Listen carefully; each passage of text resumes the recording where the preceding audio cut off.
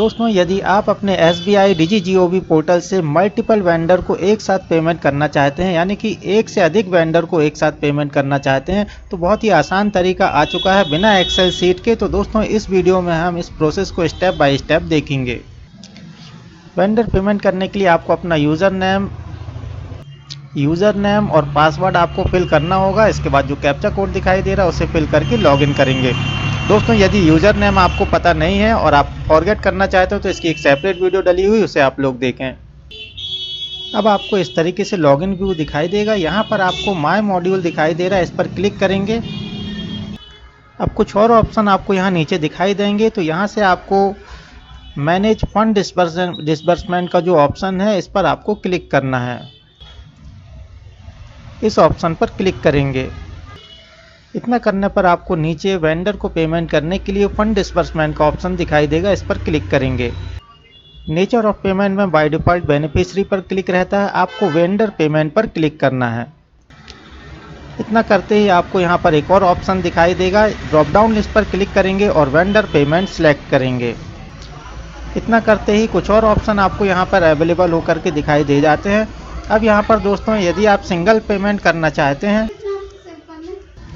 अब यहाँ पर आपको बल्क का ऑप्शन दिखाई देगा और वेंडर सिलेक्शन का ऑप्शन, दो ऑप्शन आपको दिखाई दे रहे हैं। बल्क का ऑप्शन अभी तक हम जब एक से ज़्यादा वेंडर को पेमेंट करते थे तो बल्क के ऑप्शन से करते हैं, लेकिन यहाँ पर आपको एक्सेल सीट में एंट्री करनी होती है और वहाँ पर मिस्टेक होने की बहुत संभावना होती है। जितने बार आप पेमेंट करते हैं कहीं ना कहीं आपका अकाउंट नंबर या जो वेंडर कोड है वो मिस्टेक हो जाता है, तो यहाँ पर ये बहुत डिफ़िकल्ट ऑप्शन हो जाता है। अब हम इसी ऑप्शन से, फर्स्ट वाले ऑप्शन से, जहाँ हम सिंगल पेमेंट करते थे, इसी ऑप्शन से हम मल्टीपल पेमेंट भी करेंगे। तो चलिए वेंडर सिलेक्शन पर इसे सिलेक्ट करेंगे। इसके बाद ऑल पर क्लिक करेंगे। अब वेंडर को पेमेंट करने के लिए आपको यहाँ वेंडर का ऑप्शन दिखाई दे रहा है, उसके बाजू में एक छोटा सा सर्च का बटन बना हुआ है, इस पर क्लिक करेंगे। एक बार फिर आप वेंडर टाइप में या तो पर्सनल या कॉमर्शियल किस टाइप का वेंडर है वो सिलेक्ट करेंगे। करंट अकाउंट है दुकान के नाम से या वेंडर के बिजनेस के नाम से तो कॉमर्शियल सिलेक्ट करेंगे। पर्सनल नाम से अकाउंट है तो आपको यहाँ पर्सनल सिलेक्ट करना है। इसके बाद अपना स्टेट सिलेक्ट करेंगे, डिस्ट्रिक्ट सिलेक्ट करेंगे, यहाँ भी वेंडर का एड्रेस है वो आपको यहाँ पर सिलेक्ट करना है। एक चीज़ का विशेष ध्यान रखें, यहाँ पर आप चेकबॉक्स पर क्लिक करेंगे ताकि वेंडर किसी के भी द्वारा रजिस्टर्ड किया गया हो वो लिस्ट में आ जाए।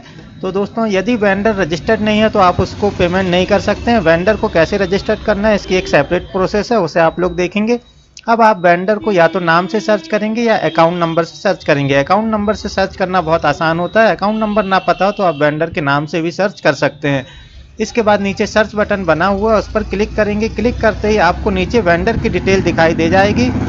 यदि आप अकाउंट नंबर से सर्च करते हैं तो सिंगल एक ही वेंडर आपको दिखाई देगा जिसका अकाउंट नंबर यहाँ पर मैच करेगा, और नाम से सर्च करते हैं तो उस नाम से जितने भी वेंडर होंगे वो आपको यहाँ पर दिखाई दे जाएंगे। तो आपका जो वेंडर है जिसे आप पेमेंट करना चाहते हैं उसको पेमेंट करने के लिए उसके सामने, नाम के सामने चेकबॉक्स बना हुआ है, इस चेकबॉक्स पर क्लिक करेंगे।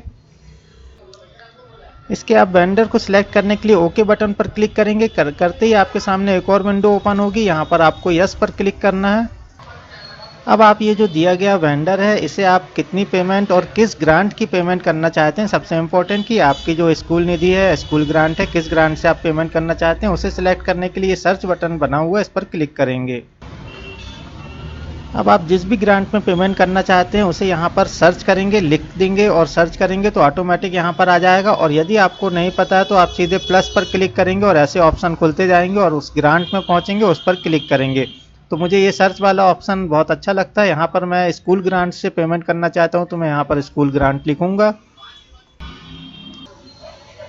अब जैसा कि मैंने यहाँ पर सिर्फ स्कूल बस लिखा है और यहाँ पर उससे संबंधित सारे ग्रांट आ चुके हैं, स्कूल सेफ्टी, स्कूल सिक्योरिटी। तो यहाँ पर जो स्कूल ग्रांट का ऑप्शन दिखाई दे रहा है मुझे इस पर पेमेंट करना है, तो इसके सामने जो सर्किल बना हुआ है इस पर क्लिक करेंगे।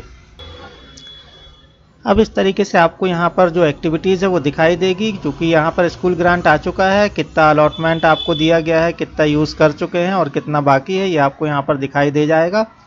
अब यहाँ पर आपको सीधे से एक बार फिर ड्रॉप डाउन लिस्ट पर क्लिक करना है और एक बार फिर स्कूल ग्रांट सिलेक्ट करना है।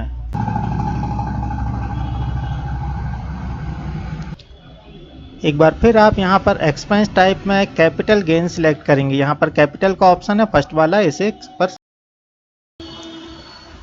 अब आपकी जो नोट शीट है उसे यहाँ पर अटैच करेंगे। अपनी फाइल को ब्राउज करने के बाद एक बार फिर अपलोड बटन दिखाई देगा, इस पर क्लिक करेंगे। इतना करने के बाद आपको नीचे ऐड बटन दिखाई दे रहा है, इस पर क्लिक करेंगे। ऐड करते ही आपको इसी ऐड बटन के नीचे इस वेंडर की डिटेल यहाँ पर दिखाई दे जाएगी। दोस्तों अब हम यहाँ ऊपर की तरफ आएंगे, एक बार फिर वेंडर पेमेंट पर आएंगे और एक और वेंडर को अब हम यहाँ जोड़ेंगे। अब यहाँ पर सेम प्रोसेस से आप जितने भी वेंडर जोड़ना चाहें तो एक बार फिर इस सर्च बटन पर क्लिक करेंगे, वेंडर सेलेक्ट करेंगे और पूरी एक्टिविटीज़ जैसे आपको अभी तक हमने फर्स्ट वेंडर के लिए दोहराई है, चूँकि हम यहाँ से दूसरी प्रोसेस कर चुके हैं। यहाँ पर वेंडर का ऑप्शन जो दिखाई दे रहा है इस पर क्लिक करेंगे, वेंडर को सर्च करेंगे और सेम प्रोसेस यहाँ पर फॉलो करेंगे।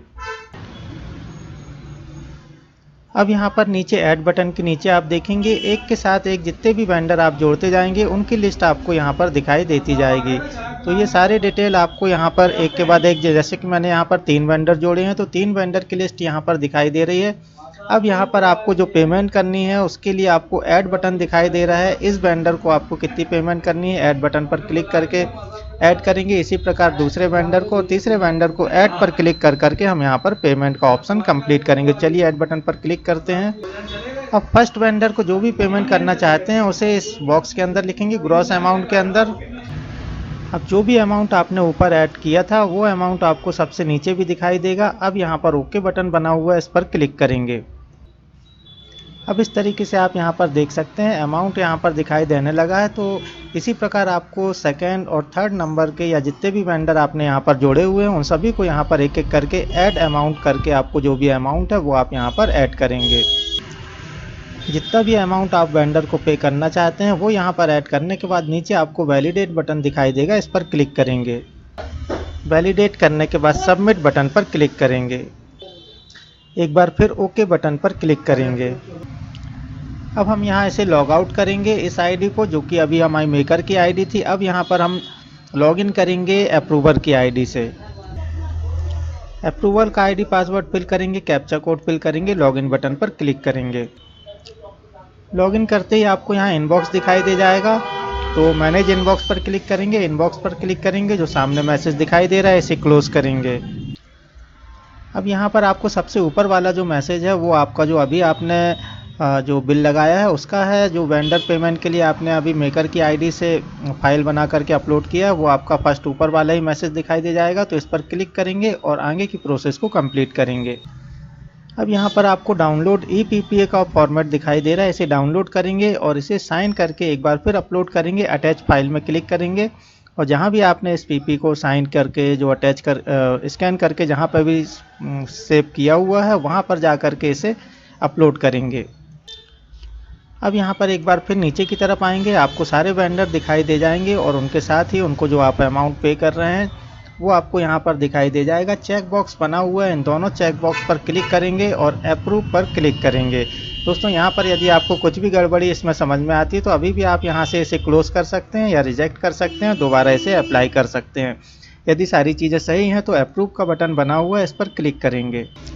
एक बार फिर यस पर क्लिक करेंगे। जो भी अप्रूवर हैं उनके मोबाइल नंबर पर OTP आएगा। OTP फिल करने के बाद सबमिट बटन पर क्लिक करेंगे।